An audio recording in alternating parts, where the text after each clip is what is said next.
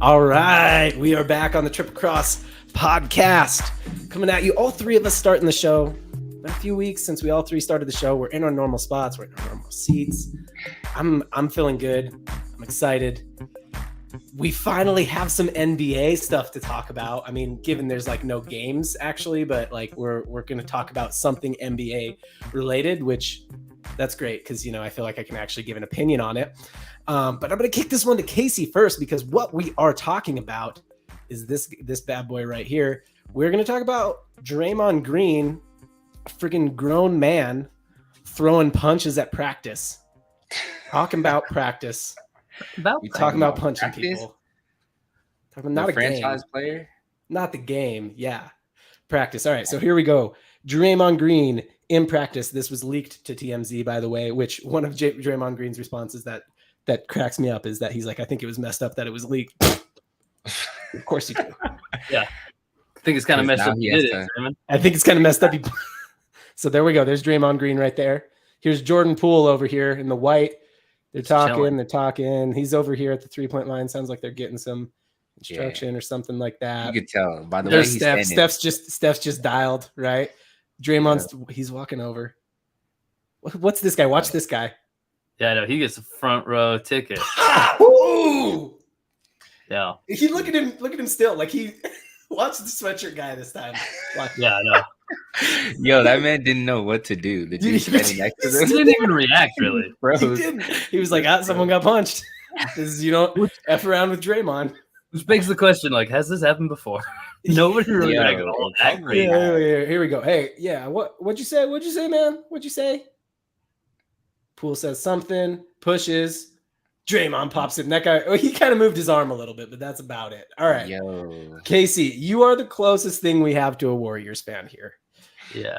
What's your take here? Who you with? This guy says Draymond Green's out of line. You're not Michael Jordan. This isn't the last dance. I hate to give one person's opinion on Twitter. Jordan Poole is younger than you, smaller than you. Y'all don't win the chip without him. At this point, Draymond has proven his toughness to himself. Hey. No one else. Ooh. Casey, what do you think, man? Yeah, man. I think that he's in the wrong here for sure. I don't like it. I think some people, like the minority of people, might think like, but he got pushed like that. Like he didn't start it. I don't see it that way. That was one commentary point on Twitter. Yes. Yeah, I think of a grown man. Unless you're ready. Yeah. Right. Yeah, grown man that big, especially your teammate. Like if you step up to him like that, like I think it's perfectly reasonable that you kind of like, hey man, back off. I don't think that was really a push that like was meant to harm at all. It was like I need my space, and then the punch was absolutely to harm. So like, who raised the stakes really here?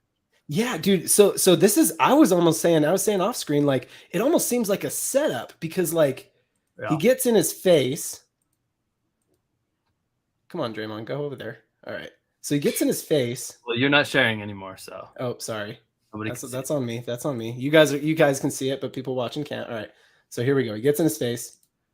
Yeah. I mean, I was almost saying like maybe he said him like he wanted to punch him, right? So he gets in his face like in a way that he like leaned into him. Like yeah, like he did take a step back. So you could even say he is the original aggressor here. Like that's more than just like, hey, we touched bodies.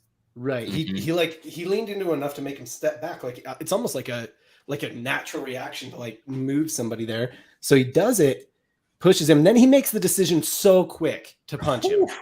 Like that's not how that kind of stuff escalates usually. You know what I mean? Like he made the decision so quick to punch him that almost seemed like he wanted to punch him from the start and he was just setting him up. Q, what do you think here? I think honestly, one thing that we learned growing up and playing basketball is, if you're going to talk shit, you better be ready to back it up no matter how big whoever you're talking to, you better be able to back it up. And in this situation, you got to learn the hard way. Like when you talk shit, like I'm not justifying and saying that what Draymond did was okay, but like at the end of the day, like it's Draymond Green. Like what do you expect? Everyone knows he's a hothead. This man bumps heads with everyone, and I know Jordan Poole is a shit talker, so that's just who he is. But he probably didn't expect Draymond Green to react that way. But I mean, at the end of the day, like if you're gonna talk shit, you just gotta expect that to come right back to you. So So yeah, I mean, the reason that this is Triple Cross podcast is because we're supposed to disagree, we're supposed to debate. I think you're given a good point in terms of like, if there is an argument here, it is that like, don't open your mouth if you can't afford to, don't take actions if you can't afford the consequences. But that's This speculation, was right? We don't know what was said. I'm glad you brought it up. So TMZ has revealed some of the details around it. Was that a setup? Did you know that I had this ready? I had no idea. TMZ has revealed some of the details around it. So the latest report says Jordan Poole called a number of fouls during Golden State scrimmage on Wednesday, leading Draymond Green to repeatedly call him a bitch, then escalated. Poole said, "You know what it is, Draymond," seemingly bragging over the contract situation, and Draymond got in Poole's face, allegedly saying, "No, I don't know what it is. Like, why don't you tell me?" And then that's when that whole thing. TMZ report says that Poole was carrying himself in a cocky manner. Like, who's TMZ? They defending Draymond Green here? Just inflammatory as it gets, really. Reportedly created friction. I mean, it is. Yeah. I mean, let's ask Q because Q's the only one kind of down the middle at all here. Like Q, Steve Kerr, Green himself. Is this what you expected as far as like defend your tough words? Like, do you think you really use like tough words here? Like, if this is correct, you think so? This is basketball. You know what it is. Of course, you know what it is. And I believe 100% that Poole was calling Draymond a bitch too. No, it says Draymond was calling Poole. Draymond was calling Poole. Oh, Draymond was. I believe that he was calling him a bitch right back. Honestly, I feel like they were throwing some harsh words around. But without like speculating any further, like the way that this story is reported, at least Draymond says, "You a bitch," and then Poole says, "You know what it is, Draymond." Like, you think that? Because as far as we know, that's all that was said by Poole. Does that warrant getting punched in the face? I mean, I'm sure it's hard to say. Like, I don't know. Obviously, there's so much more that had to have been said for Draymond to react that way. I don't think that's. I don't know that there was. I don't know, man. That had to have been that's something the thing about Draymond, man. Like, he's just so. The freaking Kevin Durant isn't there anymore because of him. That's my true opinion, right? Like, here's what they'll say. This one encounter that they have been saying that Poole's been acting appropriately. Draymond has gone on to say he feels remorse about it. He's sorry about it. He said things like, I'd still ride for Jordan. I would advocate for him. There's a reason his locker is right next to mine from day one. When he got sent down to the G League, I was the guy who advocated for him, right? Like, he's trying to bring up essentially the fact that he's been a Jordan Poole supporter. Steve Kerr, for all of those, saying like, this is just normal stuff. This is what happens at basketball. Like, Steve Kerr specifically said, this is not normal. So yeah, my take here is like, make it in any other workplace, right? Like Casey, Q, you guys work together. Like if you guys were just talking and maybe talking a little smack, and then Casey came up and got in your face, you pushed him out of your space, and then he punched you. Like, do you think you'd be like, yeah, that was appropriate. That was an appropriate response. I shouldn't have been talking, shouldn't have been talking shit. No, I think this was inappropriate. It was a bad look by Draymond Green. And yeah, I mean, look, maybe they can move on from it. But if I'm Jordan Poole, just the optics of that, I'm like, dude, you basically sucker punched me. Like, I would definitely want, I would want repercussions for that, for sure. I think that's an interesting thought experiment, honestly, because it's tough to remove professional athletes from like the professional athlete environment, because I would hope that we all agree that'd be uncalled for anywhere else, basically. But like, I think this comes into like the ego thing. Obviously, to be a professional athlete, you probably got to have a pretty huge ego. Every once in a while, you meet somebody who's got a nice, humble personality, but let's be real, probably 90% of pro athletes have an insane ego. You got to kind of believe in yourself to get up there. But like, specifically Draymond, I mean, I don't follow the NBA as much as you guys. I'm more of an NFL guy, but like the Warriors are probably the team I do hear the most about, and I do follow the closest. So I know that there's at least this cloud around Green. There's like, man, you wouldn't be one of these like elite big guys if we weren't on a team with a bunch of like elite talent around you. I know that's kind of the record. And we know that, right? Does he have like little man syndrome in a big man's body? I think there might be some of that coming out here. Plus, I got to get this on the record because I said it off stage. The form of the punch, I know it was like a quick reaction thing. He just went for it, but like, I still think, I mean, it wasn't a great looking punch, man. It hit him hard, but that's because he's a big dude. Like, He's a big guy, and he caught him right. I mean, he connected. That's for sure. Yeah. And we know that from the year that both Steph and Clay were hurt, and KD left. You know, we had D'Angelo Russell and Draymond Green running things, and they won 15 games or something like that. They sucked. So yeah, no, I mean, we know that Draymond can't carry this by himself. He does do a lot of the hustle stuff, right? Like he does bring value to the team, but a lot of that value is as a glue guy and a leader. And if you're punching guys who are like probably the next iteration of somebody that's going to be important to that team, like what are you doing as a leader? I don't get it.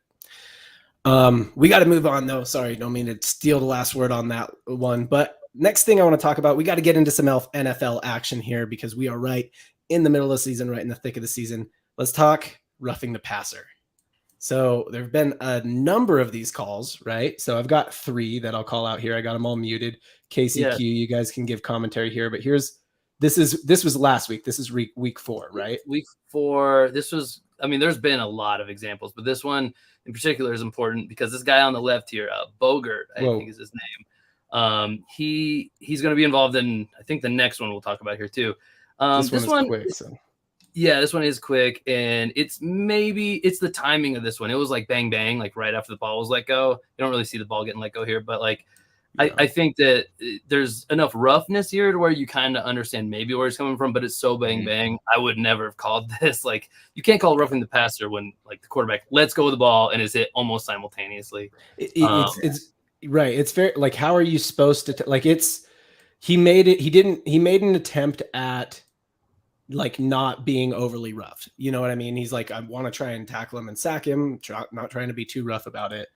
Like it almost seems like shouldn't the benefit of the doubt go to the person who it's super hard for him to control all of that. You know what I mean? Like he's trying to come off of a block, get to the quarterback before the ball gets let go and ease him down slowly. I feel this clip specifically is probably a lot more understanding, I guess, than the other clips. I feel the other clips they're completely like this one, like, okay, man doesn't have the ball in his hands, like, all right. The other ones are like, what are we talking about? Like, yeah, I tend to agree. It did look like Josh Allen wanted the call here. He totally called for it. He pointed at the ref. Like, I don't know if it's in this clip, but I will agree with Q on this. This is at least like whether or not you agree with the call, it is pretty par for the course, I would say, the last few years. So like, okay, but it's like in the back of your head, right? You go like, I wouldn't have called that. So moving to our next clip here. This is the man we all have to protect. Let's make sure he stays nice and safe. You know, at his old age. Yeah, we wouldn't want to. I mean, that just seems like a normal tackle to me. This is not even a normal tackle. This is he's taking a special care not to hurt him, I think, here. Like, yeah. And this is the most controversy around roughing the passer has been kind of the rule that's been implemented. It looks like Brady wants it too. Yeah, of course. And this is the same ref giving the call, Bogert. So the main controversy around roughing the passer lately has been more of the body weight rule, where like as defenders bring the quarterback to the ground, they cannot land with their full body weight on the quarterback. And neither of these so far fit that description at all. This is just like, hey, you're being too rough with our guys out here. And that's crazy, especially on this one. This is nuts because he's holding the ball. You can't be like, oh, he didn't even have the ball. This is a great play. If you're a rusher here and you're like, okay, if I can't do that, then tell him he's not allowed to run away from me. Like, because look, I mean, the whole reason that it happened was because Tom Brady made a move to try and like extend, right? Like, how? And it's like, I mean, it would have been nice and clean if you would have just let me tackle you instead. Still, you know, like, but apparently you don't want to do that. I don't know. There's also, I would say, like other situations where sometimes, even though they shouldn't, they give a little benefit of the doubt to the quarterback. Where like, if it's a free rusher and the guy's going to get him anyway, like, hey, you didn't need to be so rough. You would have got him. This is not a free rusher situation. They're running a stunt.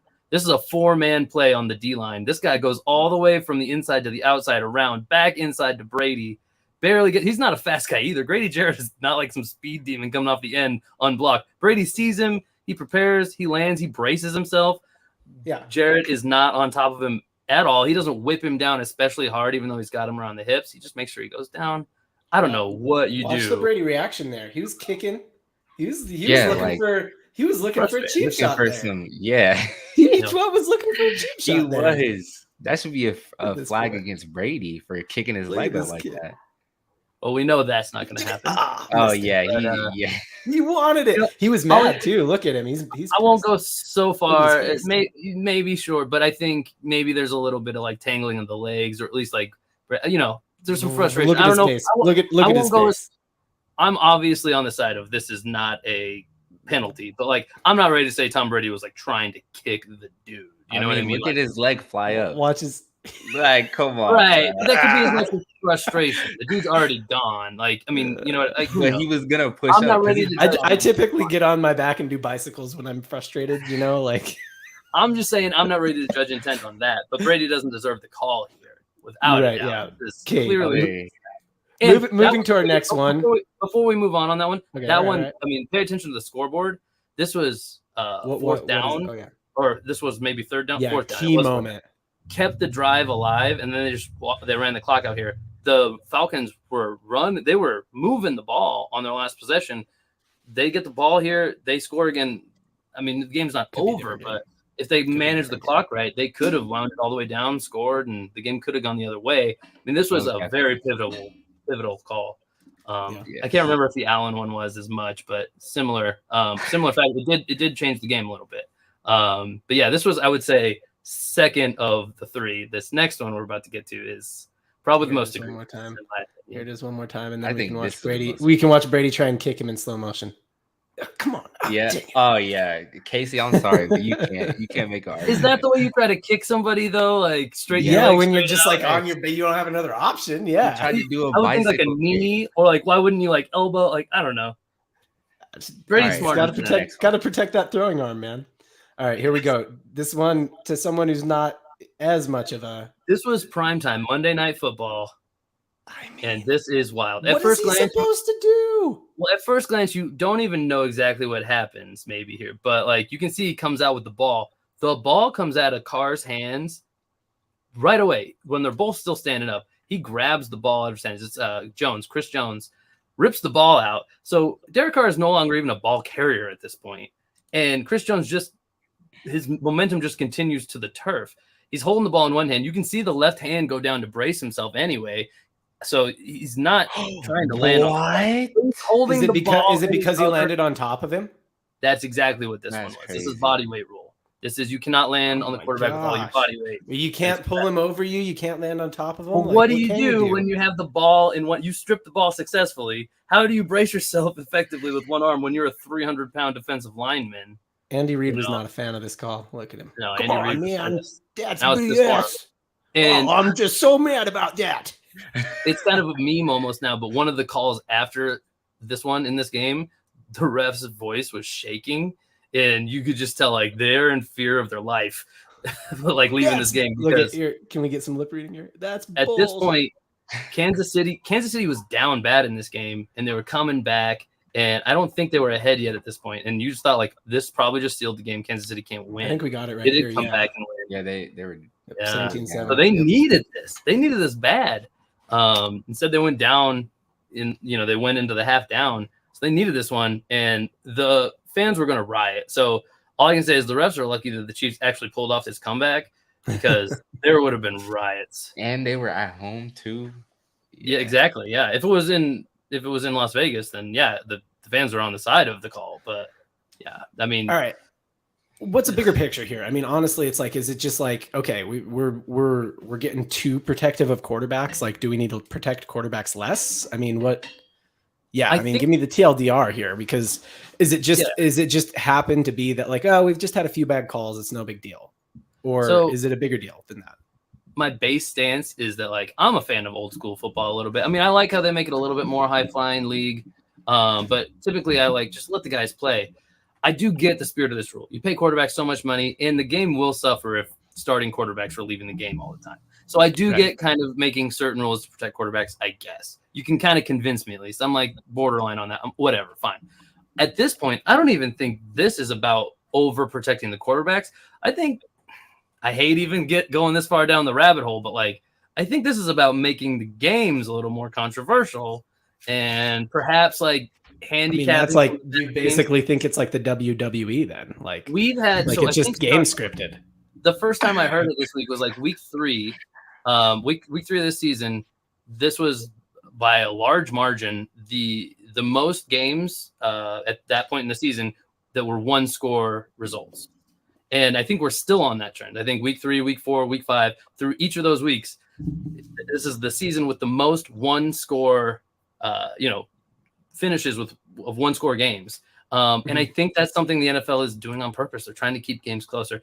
In a match like this, where you kind of know the Chiefs have a great shot at coming back, I think they're trying to delay that. They're like, don't do it at halftime. Then we got a second half that's boring, Yeah. And I don't know that they're making that call in the moment, but I think they kind of come in knowing like, hey, if we can kind of, fudge it a little this way, a little that way, like, I don't think it's totally random. I don't think it's because the competition level is evened out so much. Really? Yeah. Like, so you think it's actually scripted? I mean, do you think it's explicit? So this is the thing. This sounds like a very similar conversation to a conversation that we have in the NBA of like, do big market teams and big time players get the calls? And I think generally a lot of people think, yeah, they do, but it's not like a scripted thing. Like, it's not like, it's not full blown NFL rigged. Like, right. No. It's not rigged. It's not like they get incentivized by the NBA to do any of this. It just kind of plays out that way.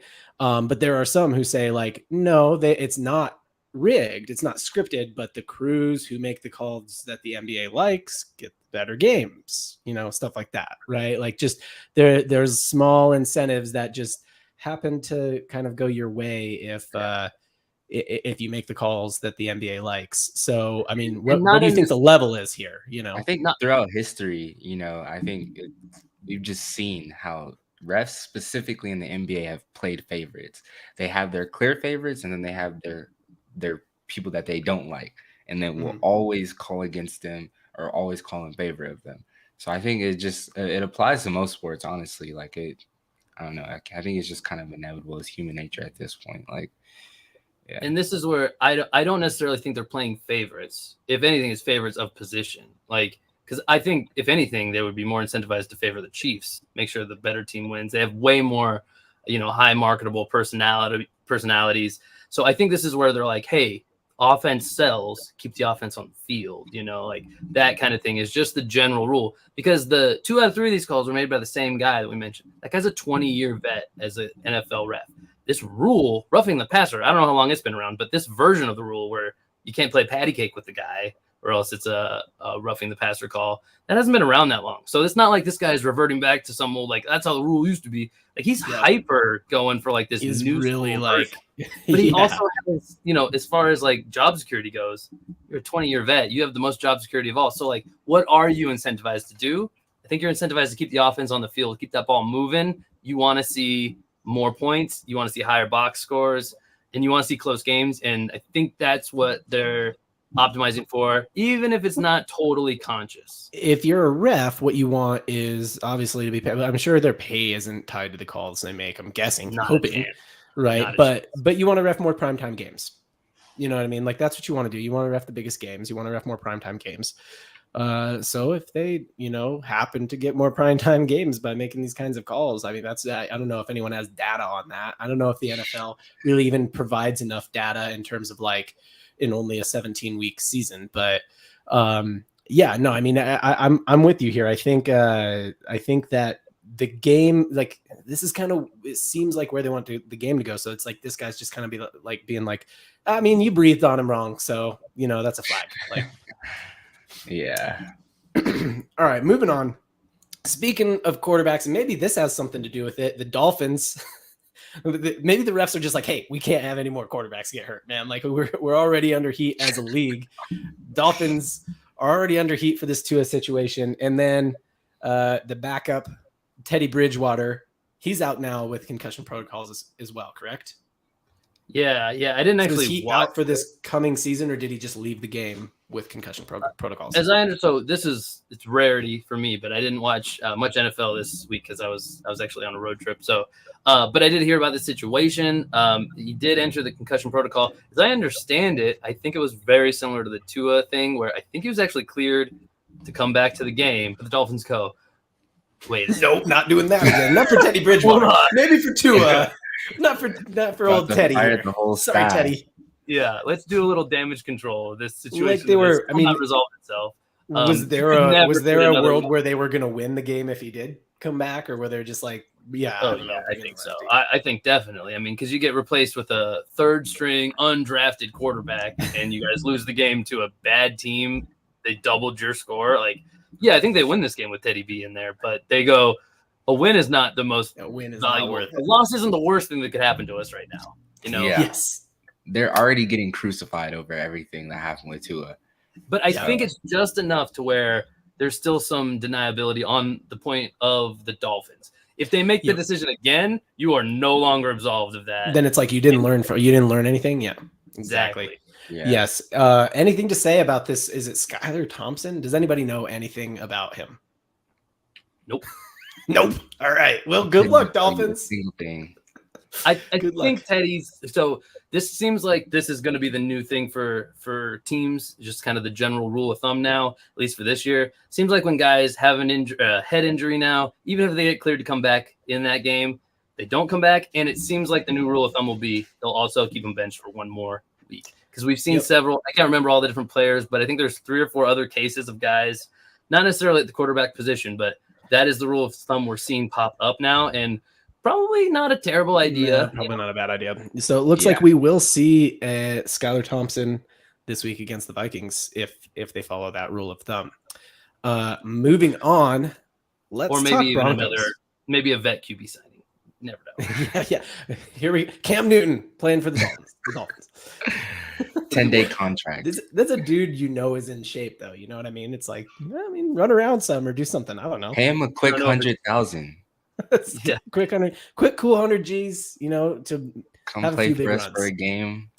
Chump change for them, Yeah. All right. So the Broncos are the Broncos just this bad? Like, I think we've been doing this thing. We're like, hold on. They've got the game management coach now, guys. So they should be good. Q? Q. I just, you had him last week, right? You guys Did both I? had him last week. I had the Colts. You guys both had the Broncos. Yeah, I just don't think Russell is the guy to do it. Like, I wanted to believe in him last week, but after that last play of the game, where Hamler's wide open, by a long shot. That's painful. Like that is an easy touchdown. Where's his face at? He's just reading the left side. He's looking for who's he looking? He's looking at Sutton. Sutton is his guy. He's looking for his number 1 receiver, and he picked him before the play. It seems like, and it seems like the defense knows that he's going to be. Look at one guy moving this way. This dude's just locking him up. This guy's like, all right. I mean, you're on the left side, so I'll be and he's looking over there too. Left him because this looks like it's supposed to be. This guy looks like he's actually not home. This guy looks like he's supposed to be here. But he's just reading Russell Wilson's face, looking for Cortland Sutton. Yeah.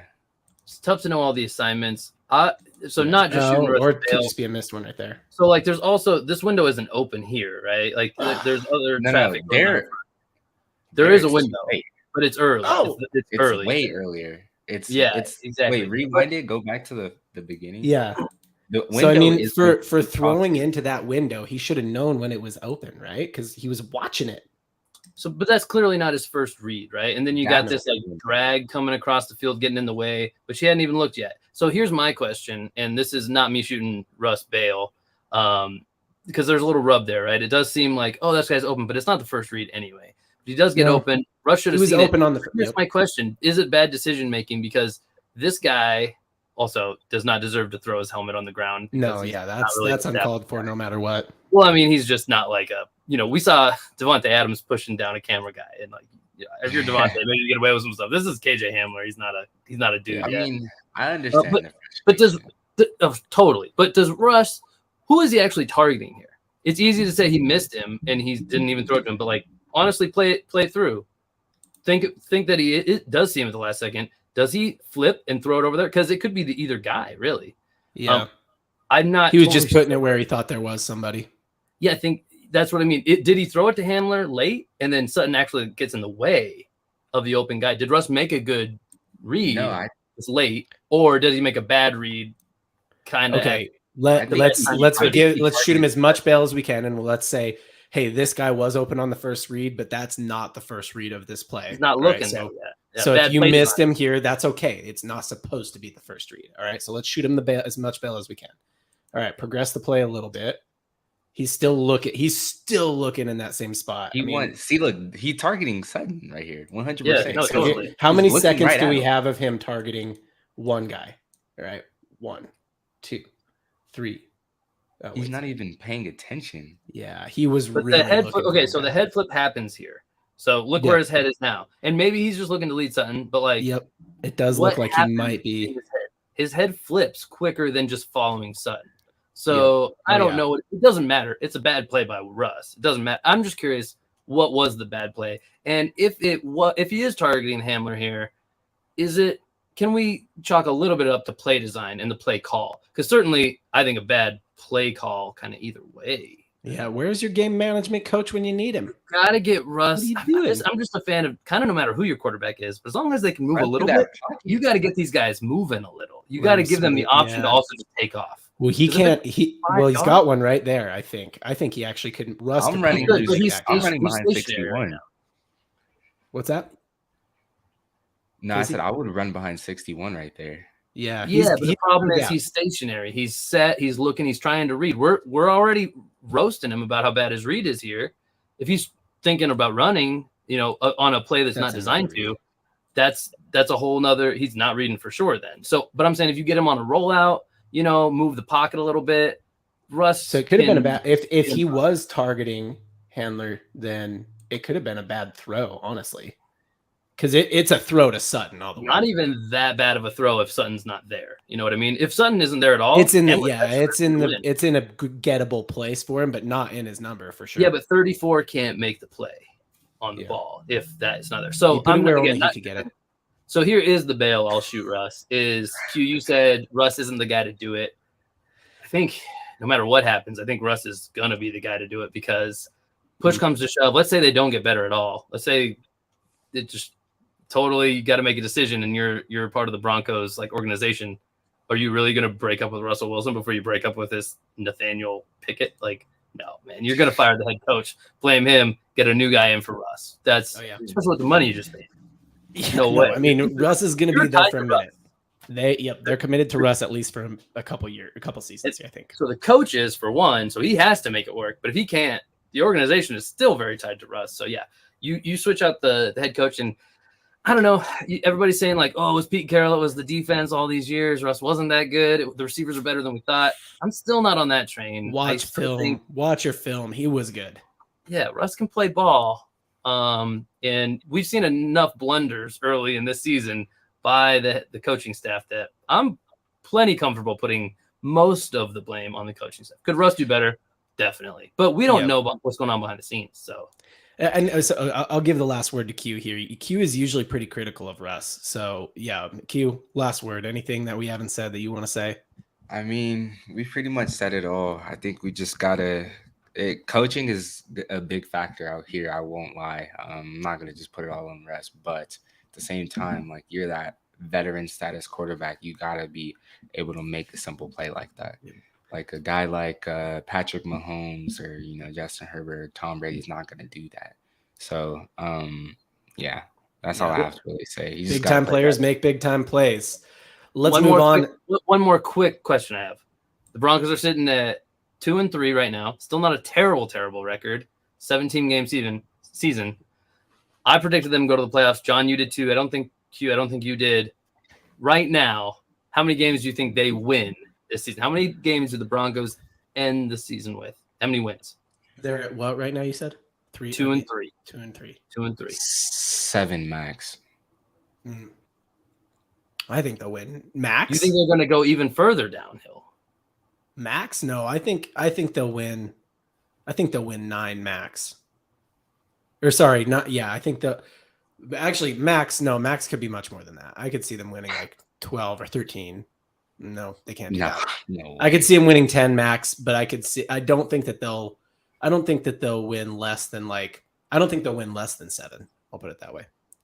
Actually, that's kind of where I am. I would predict 8 wins still. I mean, that's not even really ahead of pace. They're winning 40% of their games as it is. I don't think they're going to get worse than they look now. I still think there's really only room to improve with the talent they have. You just got to figure out the chemistry. Got to figure out the chemistry with that game management coach. I'll hold firm here. I'm not backing off the playoff prediction.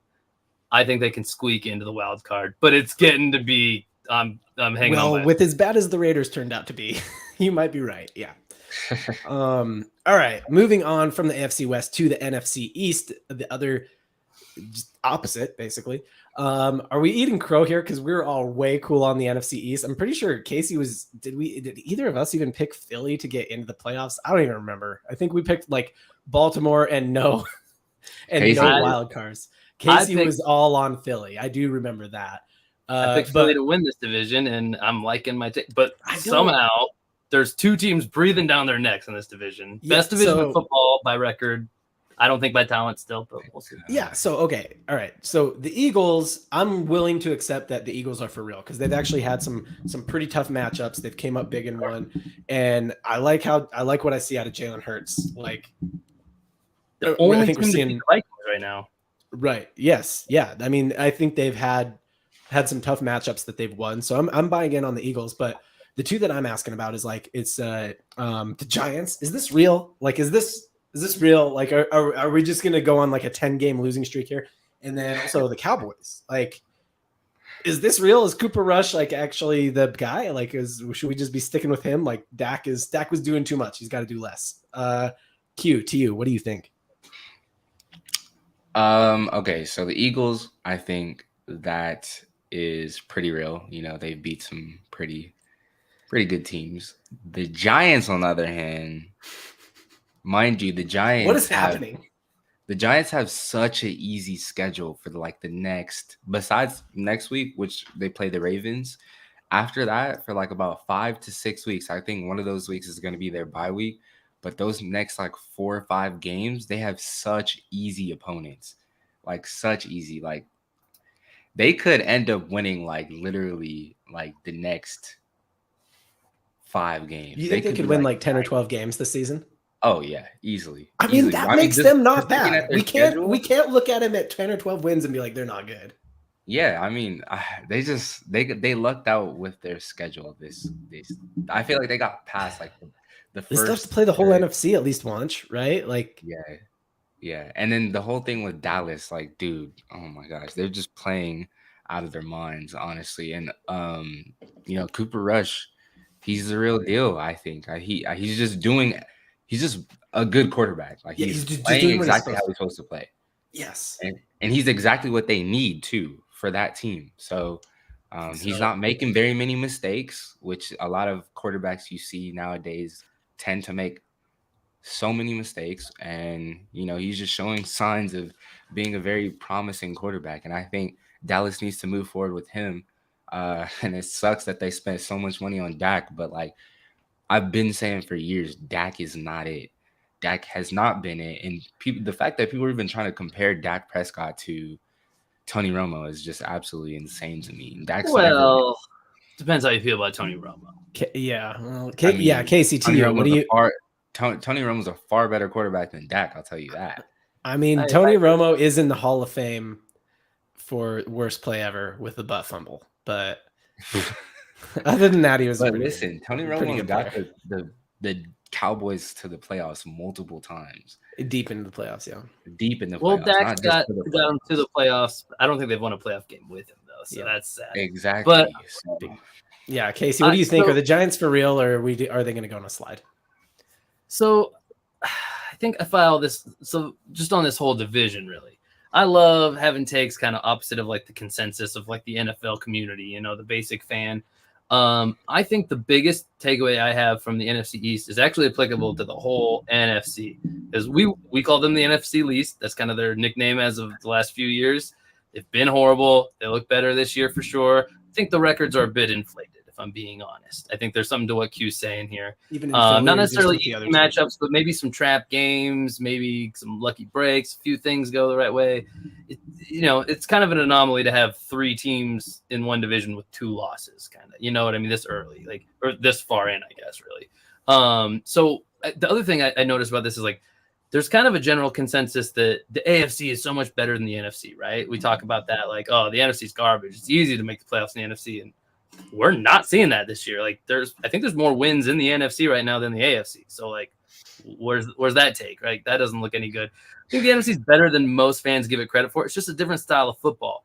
In the NFC, we don't optimize necessarily for that high flying, quarterback's going to throw for 400 yards. We're optimizing mostly for solid run game, good defense. The epitome of that is in the NFC West, which is our favorite division to talk about. We're not talking about that here. But the NFC East looks kind of similar. Why are the Eagles winning? Because they're running the damn ball. Sure, they can throw it when they need to, but even their quarterback, I think he's had multiple weeks running the ball. Yeah, I think they're undefeated, and they've had multiple weeks where their quarterback didn't throw a passing touchdown. It's because they can run the ball. The Giants, they're 4-1. If you woke up out of a coma from 2 months ago, you'd be like, the Giants are 4-1, and first time in franchise history. I almost want to say, but it's not. They used to be good way back in the day, but first time in 30 years or something probably. And why are they good? Saquon Barkley. No, not another reason. And even their quarterback, probably more dangerous on his legs than throwing the ball. The Cowboys even, is it because they're passing like crazy? Is Cooper Rush throwing for 400 yards a game? No, they're playing sound defense, especially and running ball. This is a better way to win football games, especially against hard teams, the good teams. If the AFC is so much better than the NFC, why did the Rams win the Super Bowl last year? The NFC makes it's a pressure cooker that makes some teams look terrible, and it makes the best teams look not as good either, kind of compared to these high flying offenses in the other conference. So I think no matter what, I'm calling that. There's a team I like a lot in the AFC, but maybe the NFC is just better built for playoffs. That's what I think. As long as they can stay healthy, running the ball like they have been, the Eagles are going to be tough. The Eagles are going to be tough. You run the football a lot. That is the danger, right? Is that you're gonna have some injuries. So let me ask you guys this. Jerry Jones wants the quarterback controversy. He's for it, which doesn't surprise me at all. Jerry Jones is just for controversy for 50 years now. So if Dallas goes with Cooper Rush, and this is what you said earlier, Q. I've said this about Dak off screen before, and about Dallas. I don't think it's Dak's fault at all. I actually think Dak's a good quarterback. I think Dallas always expects too much of their quarterback. They want their quarterback to do so much. They wanted so much out of Tony Romo. It's he was a good quarterback, but he's not that good, right? And it's Dak, same thing. They want so much out of him. He's a good quarterback, but he's not that good. Cooper Rush comes in the backup position, and then all of a sudden they don't expect so much out of their quarterback, and they're just do your job. And it's oh, hey, when you actually play a scheme offense, it works. If you just have a quarterback doing their job, not trying to do everything. But let's say Cooper Rush gets the job. Let's say Dallas figures things out, which I definitely don't put faith in Dallas to get their shit figured out. But let's say they do. They go with Cooper Rush. Where does Dak land? I'm sure he gets a job somewhere. Where's a good landing spot for Dak? Let's speculate. Go live in Specula City here. Chicago. Well, first off, I don't know that even if they make the switch, because I would say you got to play Rush. I think he hasn't lost as a starter. You can't sit Dak. I'm talking next season. Sure. But I think maybe let me finish the thought here. So I think you got to go with Rush. He's 4-0 as a starter now, right? Honestly, even if he loses the next game, if Dak's ready, but they make the move to Rush, if he loses the next game, and even if they've managed the thing with Dak, he is ready, but they don't let it publicly go that he's ready. They're kind of no, he's still kind of hurt. Do you move on from a guy who's 4-1 as a starter? I don't. I at least got to see him lose 2 games, and it probably has to be in a row. So I think there's a good chance that Rush could hold on to this job. And the question to me is, do you trade Dak before the trade deadline? To a team that needs a quarterback if a quarterback goes down somewhere? Because that's where you get the highest return a lot of times. So where is that? Where does Dak get? What's a good trade target for Dak Prescott? Well, first and foremost, anywhere where a QB goes down before the trade deadline, who has playoff? Miami. Miami, North Carolina, Miami. Miami could run a little QB committee between Tua and Teddy Bridgewater and Dak Prescott, and they'd be pretty good. Yeah, I think that's a good spot. If Tua's bad, I think they go Tua all the way if Tua gets back, but I think he might be a minute before they'll bring him back. Where else, Q? Where else could Dak go? Chicago, Chi-Town. Ooh, I hope that doesn't happen. Early. I think Dak is good enough that I don't want him in the NFC North. Too early for Fields. You got to let Fields play. Panthers, You know, you haven't seen. Carolina I mean, was the other how place do I you had. justify paying more for another quarterback? But you know, Darnold, isn't it? I think you've New seen England. what you need to see out of Baker. Dak is still probably an upgrade from Baker, right? New Or England, maybe. the Lions. Maybe Detroit, New yeah. I mean, Lions, yeah, you ready to these move are, on? these are interesting spots, man. Interesting I mean, take. any of these things could happen. Seattle, maybe they're like, hey, you know, we know you didn't write back, Gino, but wait, nah. Dak's like a poor man's Russell Wilson, you know. Yeah. Could he go to the Texans? Stay in Texas? Stay there in Texas. Got to be some love for him there, I right? don't know. Yeah, no. I mean, look, I actually think he's a good quarterback. I think Dak would be great in a system. Yeah, like I don't think Indy's gonna move on Matt Ryan yet. Like, I think they're gonna give Matt Ryan a whole season no matter what. But I do think actually Dak is a good quarterback if he just gets put in a situation where it's like, yeah, we want you to be as good as you are, but we don't need you to do so much, right? Like, I just think Dallas has asked too much of him, and it gives him a bad look. And I think the same thing happened to Tony Romo. Honestly, I think Tony Romo could be like a Super Bowl champion if he was with a better system, a better coach. I honestly am not hot on Dallas as an organization. Yeah, what you said is so true. Like, honestly, I feel like Dallas has always kept standards on their quarterbacks so high that it has really caused their quarterbacks over time to just underperform. And I think, you know, mentally, like it's tough. It's got to be tough for these quarterbacks, like especially Dak Prescott. You come in, you're a young guy, like you literally, you know, you're going into one of the biggest organizations in the whole NFL, or the biggest organization in the whole NFL, and you have all of these fans riding you, and the coaching staff are depending on you to just be great and carry them to the Super Bowl, and you haven't even proven yourself. That's got to be like the most mentally draining thing. And like, and I low-key feel like it's like puts some people like Dak Prescott in more injury-prone situations because he's so in his head about things. Where he's like losing focus. I have a scenario for you. Dak Prescott in Oakland. I think they get good with Dak Prescott there. I think they get real good with Dak Prescott. Wait, you mean with the Raiders? Yeah, or sorry, not Oakland, Las Vegas. I'm sorry. Yeah, that would. Sorry, Vegas people.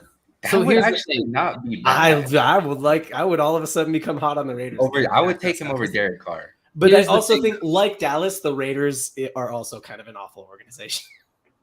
That's the thing. But they also don't have the same standards that the Cowboys have, though. Right. They're like, can somebody just do like their job? Yeah, the Cowboys are toxic. That fan base and like their expectations of their quarterbacks is so toxic. Casey's chomping at the bit here. What do you got to say? Here's what I got to say about it is like what's good for Dak and what's good for assuming that the Cowboys are like, let's move Dak, which I think is probably not like where they say, but we're going down narrative street.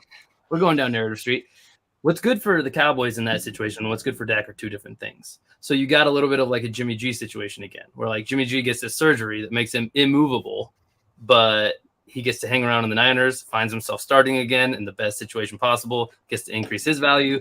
What is good for Dak? What's good for Dak is even if he has to sit and be the QB2 the rest of the season, he is an upgrade over all the quarterbacks we just listed for all those teams we just listed. And that's without even considering injuries that could pop up.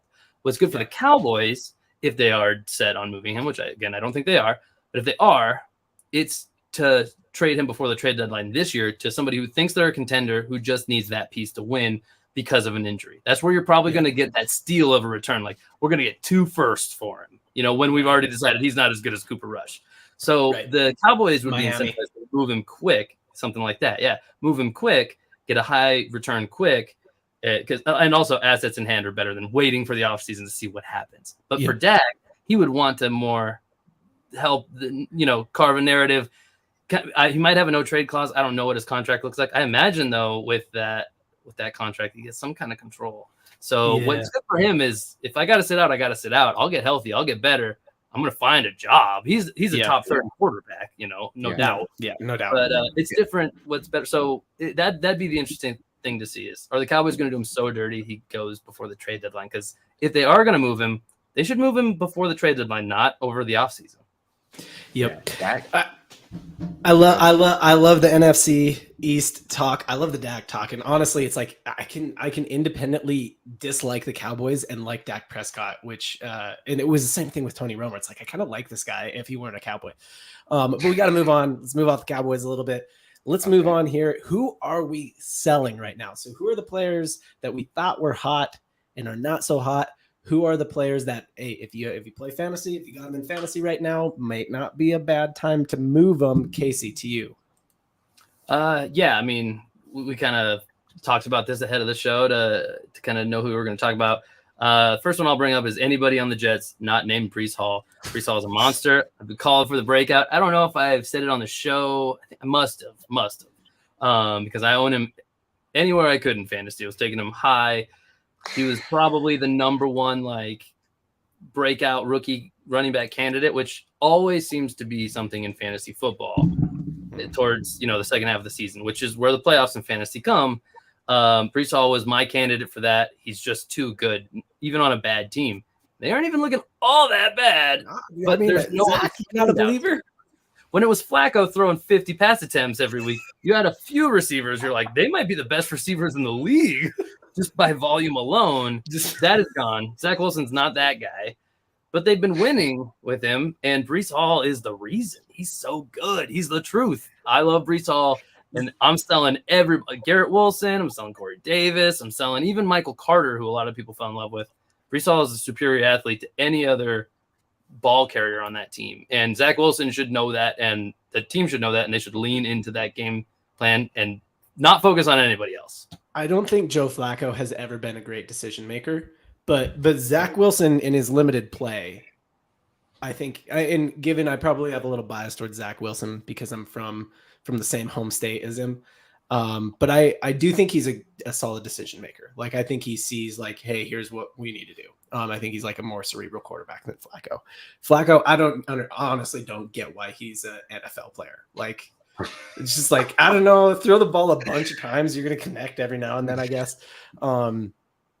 Yeah, no, anything else on, so selling on, or sorry, you said you are selling on any Jet not named Breece Hall. Turned it into a buying on Breece Hall. You're high. You're buying on anybody Breece Hall. Else you thought was I will good say in fantasy, Breece Hall is overplaying his projection every single week, which is typically a signal that like, hey, that's a sell high moment for a player. You're saying no, he's not, like, he's just getting started. This is the real deal. You can expect more of the same and more and more. I think we have not seen the best of him by a long shot. This kid was who you selling on in college. Q, who you selling on? Oh, sorry. I am selling Cam Akers because the Rams just are not. They don't believe in him. You could tell they don't believe in him. He doesn't even believe in himself. So I am going to sell Cam Akers. And that's Q has Cam Akers in a league too. Is if this you an have Cam indictment? Akers, sell him, please. Sell Yeah. him. Is this an Drop indictment him. on the Rams offense, Q? We're not talking about Cup. Cup is incredible, right? Besides, the offense is not looking good, though. Let's be real, right? It's not looking good. Is Cam Akers, like, he's not being a big part of it either. But if they turn it around, is there a reality where Cam Akers comes back and is valuable? Does he play better? Because it's not like he is getting all the volume. Darrell Henderson didn't. I don't think he touched the ball last week. I mean, he scored like 9 fantasy points on my bench. They're not using him correctly. They're not using him how he needs to be like used. I think the talent is there, but like these situations that he's being put in are just not it. Has the NFL figured out McVay a little bit on offense? Like, is that what we're, like, what's going on? What's their woes on offense? Because you would think like you got to run, you got to establish the run so that people aren't tackling Cup as soon as he catches the ball. Yeah. Yeah, I think people are really studying up on Rams offense for sure. I mean, you're the Super Bowl champ. You got a target on your back. That's how you have to play. Yeah. You know, for sure. I get you. So no slight against Cam. You're just saying that they're just not utilizing him properly. I think, yeah, I agree with that 100%. Moving on from who we're selling, who are we buying? To you, Casey. Man, this one's tough. I mean, I'm going to sneak in one here because I know we're probably only doing 2. I'm going to say obvious one, Ken Walker. When Rashad Penny goes down for the year, Ken Walker becomes incredibly valuable because not only is he another one of those rookie backs who was a high potential breakout anyway, he now owns the backfield because even we thought I was hoping he just becomes the 1A over Penny, and Penny becomes the 1B, therefore Walker more valuable. There is no 1A, 1B anymore. He is depending on your league format. Walker might be on the waiver wire. Maybe not still, but he could be. He's like borderline, depending on how many people are in your waiver league. day. It's waiver Yeah. day. Yeah. But anyway, that's my quick doesn't count one. So yeah, obvious. Yeah. Go ahead. Yeah, you get a throwaway. Go ahead. Less obvious on the back of a huge game. This dude is another one I took everyone fantasy super high.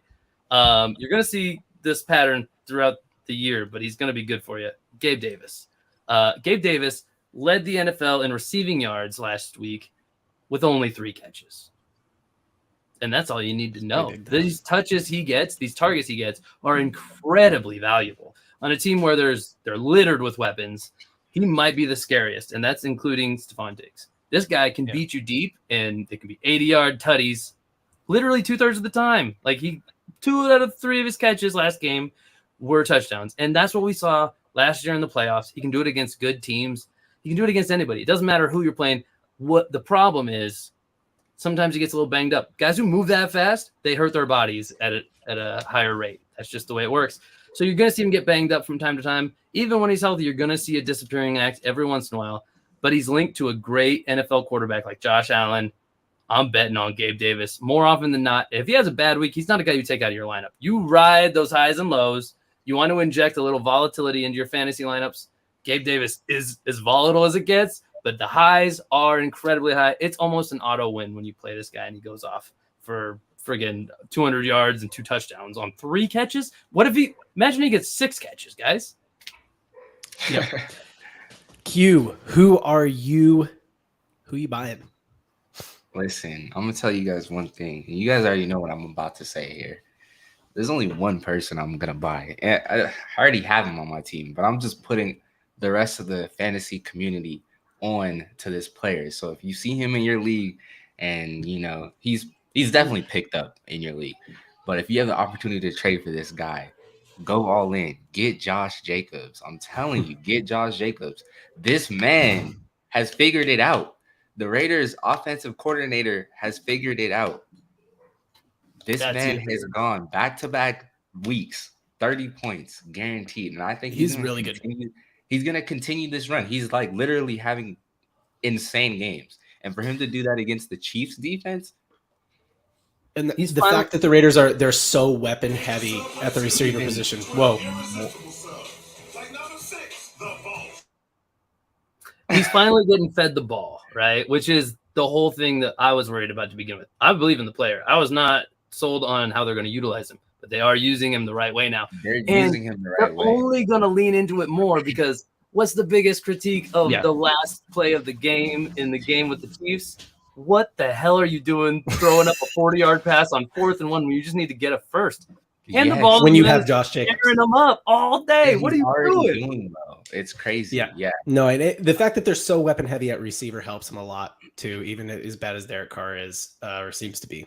Moving on, I'll pick a buy. I didn't pick a sell, but I'll pick a buy here. What's that? It says Raiders Nation, go get Dak Prescott. Go get Dak. So I didn't pick a buy or sell, but I will pick a buy here. Specifically to call out a story, and that is Bailey Zappe. I actually don't know if I'm saying his name right. Yeah. I know nothing about this kid other than I really like what I see, right? Like he came in during the Green Bay game, right? And he looked good. Like he was 10 for 15 for 99 yards and a tutty. Yeah, almost beat Aaron Rodgers. And then he just destroys Detroit. 17 for 21, 188 yards and a tutty, average of 9 yards per connected per completion. I mean, that's good. It's good. Yeah. It's good. Impressive. I don't know. I'm ready to say this kid's like elite or anything. Like that's crazy, right? But like, I like what I watch. You don't expect a lot, right? Like we saw this QB3 on the Dolphins. I don't even remember the guy's name. We saw him in action. Skylar Thompson. That is bad. Yeah, he's what you expect out of a third-string quarterback. That's fair. He's not bad. Yeah. He's what you expect. Bailey Zappe, you're like, this is better than we expected. Who are you? He's better than Brian Hoyer already, I think we learned. He's got this second-string job for sure. No, watch him. I mean, I could see a team taking a shot at him next year. Taking a shot. I think it could be the Patriots. I don't know. You never know. Belichick's like, you're going to be my guy now. TV 2? Like The TB2, yeah. What number is he? I don't know. Anyway, I don't know what number. Western Kentucky, round 4, pick 137. Tom Brady was picked round 6 away, so even deeper. But still, I mean, the kid looks good. Watch him. Keep watching him. Keep an eye out. Bailey Zappe. Moving on. What do we got next? Picks, boys. Should we talk about week 5 and talk about what are you guys even doing? Like, I don't even know anything about the NFL. How did this happen? Yeah. How did this happen, boys? Well, here's back to the top of the show. The NFL has been rigging games, trying to make them too close. Rigging games with wacky outcomes, and then you get John winning weeks, man. That's what happens. Right. So we all have 1 week that we've won. Yes. Yeah. Okay. Yep. Good call out. So Q took week 3 with 10 wins. Pretty good, Q. Pretty good. Casey took week 4 with 9 wins. John takes week 5 with 12 wins. So our totals so far are Casey at exactly 500. I am at 594 winning percentage, and Q is at 563. I'm expressing it like a batting average because I don't know, it feels right. Just feels right. So let's do it. Should we do it? Week 6 picks. Let me pull up the games. Do I have them? Yes, I do. I do have them. Add a stream. All right. I got mine written down. We all wrote down ahead of time this week, so it's just all written down ahead of time. No changing your picks. So we'll just go Casey, Q, John. All right. First up, Casey, okay. Commanders, Bears. My pick. I believe this is the 3rd time. I think I've taken this team twice on an island already, meaning you guys picked against them both times, and I was alone. And I think they burnt me twice. I can't help myself, man. I'm going with the Commanders. They're going to win more than 1 game this year, and I'm going to get it right if I keep picking them. Get it right eventually. Against the Bears, is as good a chance as you're going to get, man. Yeah, I mean, Q, what do you got? I got the Bears. You got the Bears. I'm with you, Casey. Q's on an island here. Let's go. Let's go, Commanders. All right. Ravens, Giants. Do you believe in Daniel Jones? Casey. Oh, I just go first every time. Okay. Yeah. Short answer, I do not. I'm going Ravens here. You got too much power, too big of an upset. This game matters too much to the Ravens. They got to pull out a win here. And the Giants, hey, if they win this game, I'm ready to say. You're ready to say they're actually a good football team? Maybe they're for real. Q, what do you got? Ravens? I got the Ravens. I'm on board with the Giants. Let's go. Okay. I don't believe in Daniel Jones, but I do believe in Saquon Barkley. I mean, yeah, you didn't ask me that question. So. No, I know. Jaguars, Colts, Casey. Okay, this is another one. I mean, I feel like I've been burnt by both these teams already, but another one that kind of matters too. Both got burnt by the Jags last week. Yeah, and I've been burnt by the Colts, I think too. Middling teams here. I'm actually going against one of my playoff predictions here. Not seeing what I want to see from the Colts. Not really seeing what I want to see from the Jags either, but they've had one performance that makes me believe in Lawrence.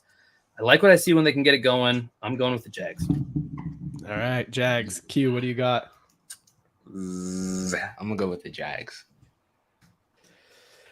Colts did me right last week. Got to stick with them. I'm on an island again. All right, Pats, Browns. What do we got? Do we believe in Bailey? I believe in Bailey. Let's go. Enough to beat the Browns. All right. Casey has the Pats. Q, you got the Pats. I've got the Pats as well. Next up, this was one we all waffled over, except for Q. He seemed very confident about it, so I'm interested in what his Q, pick you is. go first, then. Yeah, no. Q, Casey, keep the order. All right, Casey, tell us. All right. I mean, I'm losing in the standings, by the way. I don't know how I go first. But. All right. I'm man, again, been burnt by this team a couple times now. Got to figure it out here at some point. Too good not to. I'm going with the Bengals. And no, for no other reason, maybe other than the Saints are super banged up. Maybe down Winston again. Maybe down their top 3 receivers. Taysom Hill can't score 4 touchdowns every week, guys. So. But John, I can't believe you didn't take a victory lap. He can. That's not true. Taysom is a god, and if you were in Utah, you would know that. I'm just kidding. All right. So Casey with the Bengals. Q. I'm gonna have to go with the Bengals. Oh, you guys. See, here's where I'm at. I actually have the Saints. But if Jameis Winston plays, I have the Bengals. Whoa, I think they'll do better with Andy Dalton. I think they're better with him, honestly. Like, I think they'll do better. So you got the Saints Yeah, I have the Saints. If Jameis Winston plays, I do want to change my pick, but that's not how this works. So I'm going Saints. Moving on, Bucks Steelers. Casey. I'm going with the GOAT. Steelers don't look good enough to take them down. And again, for no other reason, I mean, Brady's bound to get a call or two that could always change the game. Yeah, if he get those right in the passer calls. Yeah. Safety Q, what do net you got? there. Q, you got Bucks? Yes, sir. I have Bucks. We're on board. Casey, you got the Falcons in this one, right? You already Yes, know I got my Niners. Casey will never not take the Niners. Q, what do you got? I mean, that's working out. Ugh. You threw him shade last week and you paid for it. As much as I really want to go the Falcons, I'm going to have to go the Falcons. One of these days, it's going to work out for him. It's Whoa, gonna my work. light fell. It's going to work. One of these days, it's going to work out for him. All right, well, I'm with you're on an island here, Q. I am with Casey with the Niners. Next up, Best defense in the league, baby. Jets, Packers. Do you believe in Zach? Casey. I'm riding with Zach. You're with Zach. I'm riding with Brees. I'm riding with Beast Hall. Yeah. Q, what do you got? Packs. I got Pack as well. I don't think they're going to come off My that. first island game. This is my. I don't think that they're going to come off last week and let the Jets beat them. Next up, Vikings, Dolphins. Casey. Easy. Vikings. Q. Vikings. John, Vikings. Next up, Panthers, Rams. Casey. I got the Rams here. Okay. Q. Panthers for Q, and also the Rams for John. No, not Panthers for Q. All right. Next up, this was another one we were waffling on. Cardinals, Seahawks. Actually, I think only Casey was waffling. I'm curious where you landed. Man, there's one team I hate here, and one team I like, and one team I think is the same team I like. I think is better, but the other team makes no sense right now, and I didn't know what to do. But I'm taking the Cards because they got to get it figured out. I'd rather lose and pick the Cards than get it right and pick the Seahawks at the end. Yeah, that just feels icky, Q. Cards. I got the Cards as well. Geno Smith's got to write back. Like if you don't write back, then you can't win games. I don't know. It's a bad joke. We're an hour in though, so if you heard that one, maybe you liked it. Here's another. I think this is the matchup of the year, honestly, in terms of regular season matchups. Bills, Chiefs. Casey, take it away. Biggest rematch from last season. Nobody cares about the Super Bowl teams anymore. They both look awful. Both these teams looked great last year, and they look great again.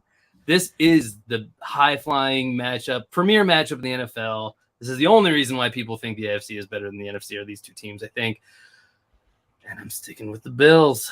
Q, I know where you're at. Why don't you tell the people? Get it on the record. Bills. What? Ooh, you're Chiefs all the way.